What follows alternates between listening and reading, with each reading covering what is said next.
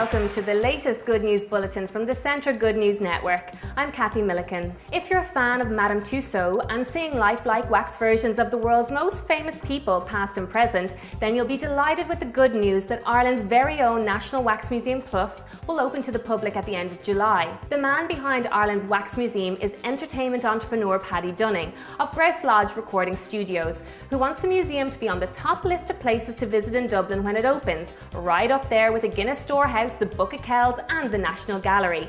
The new National Wax Museum Plus will feature musicians, artists and sports stars who will incorporate scenes from Irish history, music, film and sport.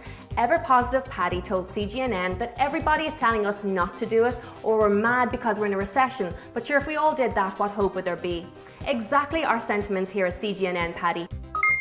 CGNN can't help but wonder if we Irish could be losing the run of ourselves. We're already successfully through June, and as far as the weather is concerned, so far so good. But not only have we had more sun than we've become used to in June, which is good news, but then our good friends over in the ERSI go and give us some even more good news by announcing that we've become less nervous about our economy here in Ireland. CGNN's very own economist has even been quoted as saying that Irish consumers, that's you and me, despite the pain, may detect some signs of progress at present, and that we have noticed the recent cut in interest rates on mortgage repayments and discounts by retailers.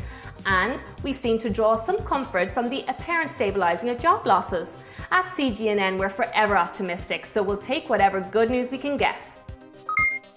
How come your battery runs out just when you need to make that important call? Well, we're delighted at CGNN to hear the great news coming all the way from EU Central in Brussels that from next year a universal phone charger will be on the way.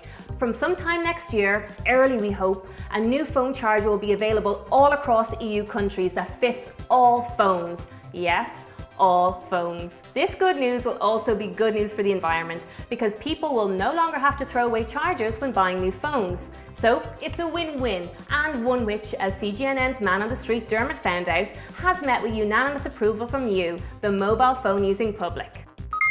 Thanks, Kathy. Mobile phones. We know you can't live without them, be it stuck to your hand or sellotaped to your ear. So we at CGNN are doing what we do best and have hit the streets of Dublin to find out your stories of the dilemmas when you've been without your phone. Well, probably the worst was when I flew in for a fashion show in London and my phone went completely dead and I couldn't find any phones in the airport, so I was completely screwed. So do you think this new universal charger will be a great help? Yeah, that'd be amazing. I was in Prague and I was teaching English, I was studying, and I just went out one night, very drunk, and realised my phone had died. I was lost.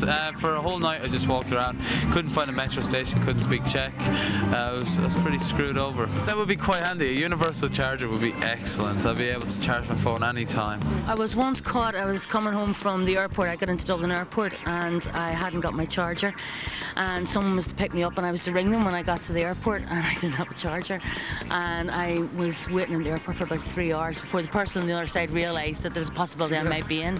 So we have one charger that lasts us. That would just be great, especially in today's recession times. So the general consensus is mobile phones, can't live without them, can't live without them. So back to you in the studio, Kathy.